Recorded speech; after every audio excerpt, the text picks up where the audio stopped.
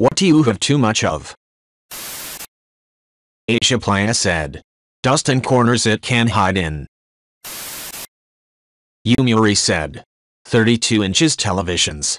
As in about 50 of them still remaining. Hear me out, it was a good deal. A whole recreation lodge was refurbishing. The auction was cheap, under $20 per. I wanted to build a TV wall, surely others could use them, etc. Now? They're party favors. You're the electrician who helped me get the new hot tub run finished? Cool, want a TV or two? Show up for a toga party? Don't forget your free TV. Your computer monitor broke? Here, it has a VGA hookup. Use the TV to hold it over. Your dog died? My condolences. Watch the memorial videos on this TV. Oh, you might be in the hospital for a bit for an operation? Don't worry, I got you set. Take this TV and watch all your shows. Edit. Thanks for the awards, kind strangers. And yes, that is after the one set aside for the wall. Also current bid is apparently one picture of a cat for a TV. See, no resale market at all, I'm telling ya. Also for those asking for shipping, the cheapest shipping for TVS is $15–20 for region 1, and shoots up from there. Bulk sucks. I recommend you check out Facebook Marketplace Craigslist in your area. Odds are you'll find some for about that much. Bain Offenden said. I just went from walls of emails, full of tasks, every day at my old job to maybe 2–3 a week at my new job. Bliss. B. Bibler said. There's no time like tomorrow. But seriously, I started taking my fat ass to the gym last October. I hated going to the gym. I'd get in there, get going really strong for like a week. And then I'd be over it. But I just forced myself to go. Now I go 4x a week, and I hate the days I don't go to the gym. I don't have some crazy weight loss story or anything. I've always been 6 foot, 185 pounds. But now I'm a healthier 6 foot, 194 pounds. But seriously, it'll suck to get started, then it'll feel rewarding, then it'll suck for a while, but then, once you break through the second suck, it'll become a habit. I can always message you cliché sayings if you think it'll help. Munificent said. I have thoughts about this. I'm in my 40s and for most of my life I had an unending series of unfinished projects that I felt guilty about. Today, I am able to finish some stuff, including some pretty large, hard projects. Better, I don't feel guilty about the stuff I don't finish. The trick for me is to be deliberate and mindful about why I'm embarking on a particular project. If it's because I want to feel good by sharing something with others, accomplishing a difficult, challenging task, proving to myself that I can do something, getting the social cachet of being a creative, productive person. Maybe this is shallow, but who doesn't like to feel impressive in the eyes of their peers? Then the goal of the project is the product and I focus my attention and discipline on it. I try to have as few of these as possible, like only one at a time, so that my willpower is not diluted. If it's because I want to feel good by. Munificent said. Improving a skill. Exploring an unfamiliar domain or learning something new.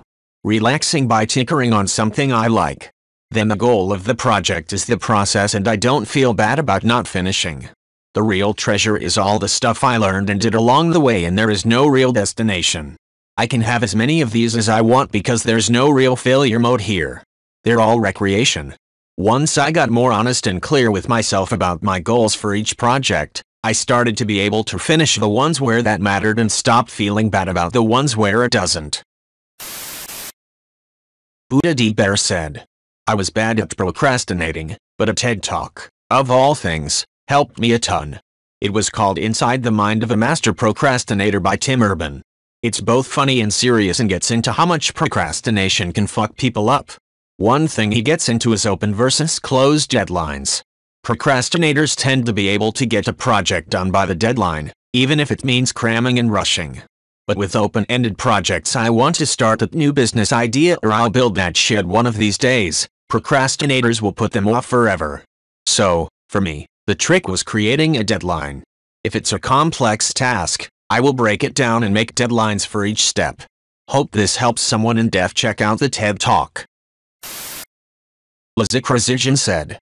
My mother-in-law comes over looking for gifts from years past. Most of the time I can't even remember which she's referencing. Oh, the insert for the crock pot I told you I'd given to my sister before she moved 4 years ago? I'm pretty sure it's in the basement in a box. I'm sorry, what? You want it back if I'm not going to use it? Sure. Hang on. Sorry for the 4 or 5 years of dust and musty smells. But, here you go. Just get rid of that shit. If the person is going to be mad that you don't have it anymore, they will be just as cranky if you tell them it sat unused for 4 years. Edit to say, donate, sell, recycle. Not trash. But get it out of your space. Edit to of course my top rated comment is about my mother-in-law, because of course it is. Ding Jones said. My wife just did a month of getting rid of stuff. July 1st it was one thing. July 2nd was 2 things. You see the pattern. By July 31st we were both into it and trying to find 31 things to get rid of. Got rid of 496 things in July. August 1st we did a big drop of at a local thrift store. Now we have less stuff, and I don't miss any of the things we got rid of. A Twerkit said. A year ago I said the same, and in May, we paid off 100% of our debt and started saving. For the first time in my adult life, I have a positive net worth. I cannot express how good that feels. Edit, just to clarify, we made the last payment on our debt in May. We didn't just pay it all in one lump sum. Edit 2, wow. My first award. Thank you. Edit 3, more awards. You all are so kind. Bare Shoulder Heathen said. I went camping along the Mississippi River last weekend. I stupidly didn't put bug spray on just because we hadn't really needed to during any of our other camping trips this summer, so I thought I'd be fine, and then didn't have it with me when they started biting. I got almost 100 mosquito bites just on my legs and ankles. I asked my husband, who also didn't use bug spray, how many he got. I thought I saw one yesterday but I can't find it now, so I guess 0. Anyway, I feel your pain, itchiness. I hope yours feel better soon. Edit, typo. 4,550,955 said. When I was 14 my friend's older sister told me never to have regrets because whatever decision you made, at the time, was for a reason. I fucking live by that. The choice I make is done with a limited number of options and resources. Good or bad I accept them and the consequences. Except for whatever BS drunk me did, that bitch can kick rocks. I accept no responsibility for whatever she did. Luckily I pumped the brakes on drinking and kicked drunk me to the curb. Anyway, fuck regrets. Unless you're a murderer or something crazy. Ronan the accused said. I know your feeling. The night before my brother killed himself 2 months ago I was moody from a rough day.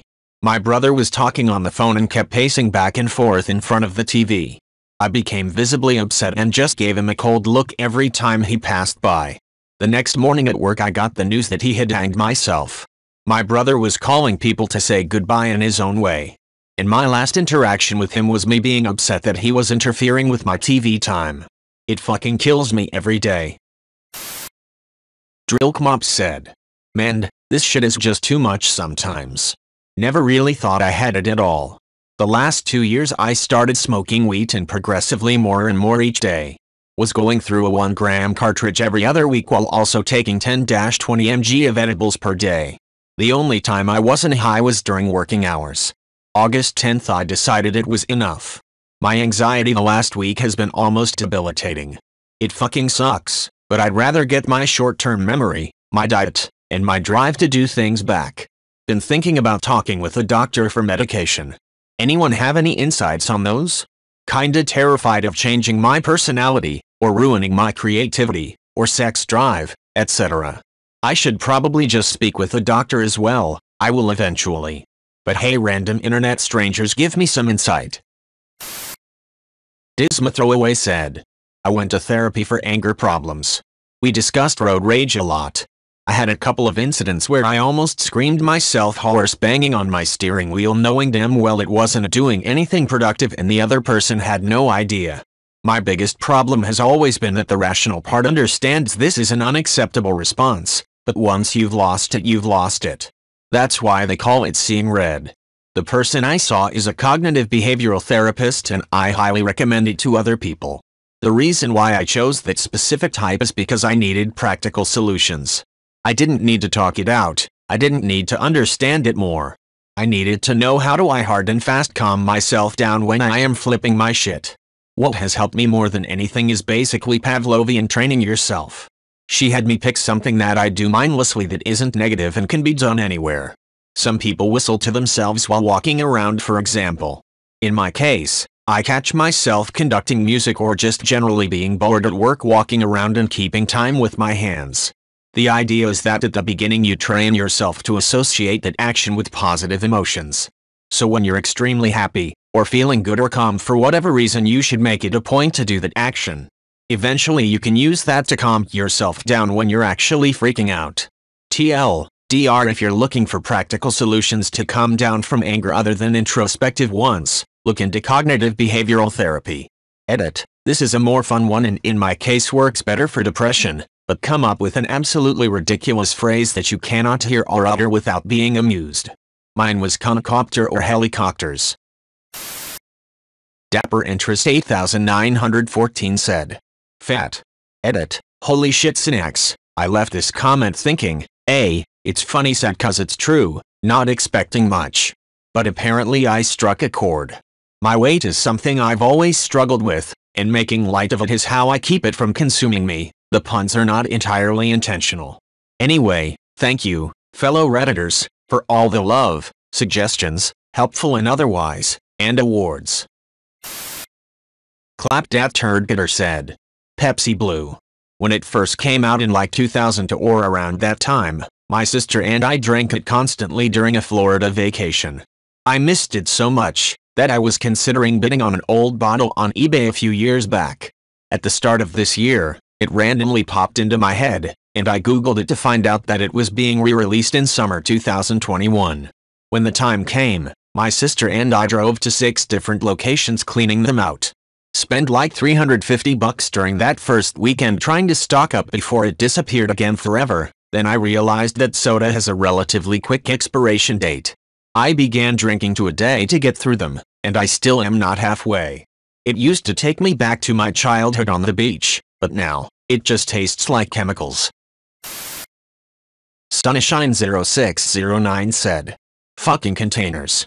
Containers consist of pretty boxes, baskets, Rubbermaid totes, fabric bins, wine crates, photo boxes, acrylic drawers, small bins, medium bins, large bins, acrylic shoe boxes, acrylic boot boxes, then come the bags, small bags, medium bags, big bags, tote bags, cooler bags, beach bags, canvas bags, reusable grocery bags, lunch bags, travel bags, makeup bags, take random shit to work bags. There are more and sure, I need a giant container for my containers.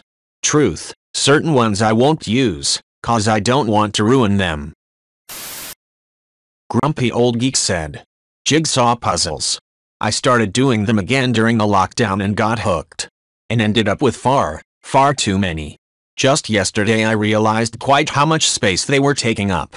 I decided to trim the collection down to a single shelf, with the rest going to the charity shop. The rule now is that any new puzzle must fit on that one shelf, and if that means discarding one of the ones already there, so be it. Fetal Deviation said. Underwear and socks. Actually clothes in general, but for like 2 years I was living in a basement apartment that didn't have washer-dryer hookups, so I'd often go buy underwear and socks in lieu of having to go do laundry. I'm 37 and still have tons of clothes from HS that still fit. My style hasn't really changed, plus I like thrift store shopping, so yeah, way too many clothes. Keep telling myself I'm gonna do the thing where I put all my hangers backwards, and once I've washed something turn it around, and after a year all the ones still backwards would donate, but haven't gotten around to it. Smodfin said. I bought 3 Blu-rays. Mission Impossible Ghost Protocol, the first of the Star Trek remakes, and Kick-Ass. It was a lightning sale and something glitches. They sent me 15 of each. I don't know why that number.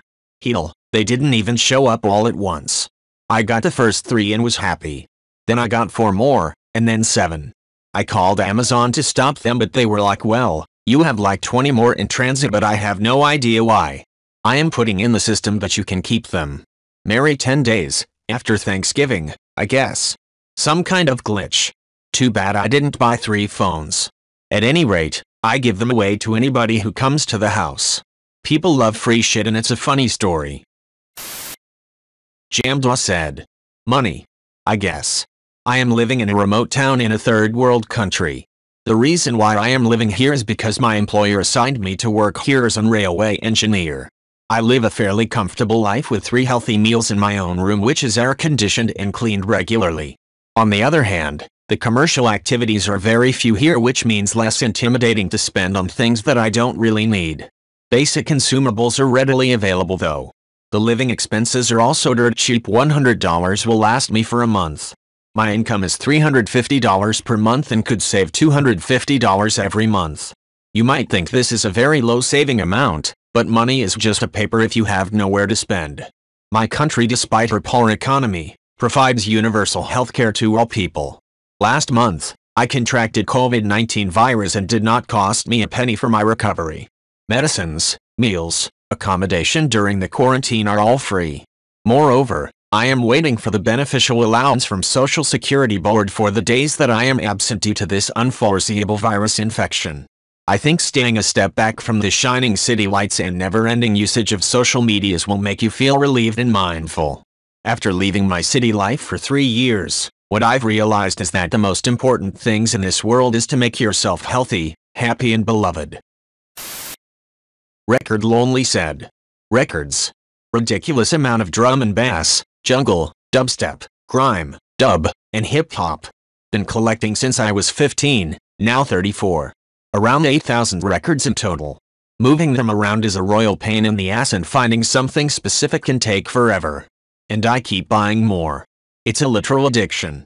Whatever, putting together another order now and searching Discogs for gaps in record label discographies. I regret nothing. Tyrannosaurus Rex said. Ambition. Time is limited, I'm not rich, and I'm old enough where parts of my body just don't have the same utility they once did. There's too much left to do, and realistically, just not enough life left to do them all. It's been a hard lesson for me that in middle ages you have to curate your efforts more thoughtfully to maximize for the things you care most about. Agatha Christie said. Blankets. And I sleep with pretty much all of them at once.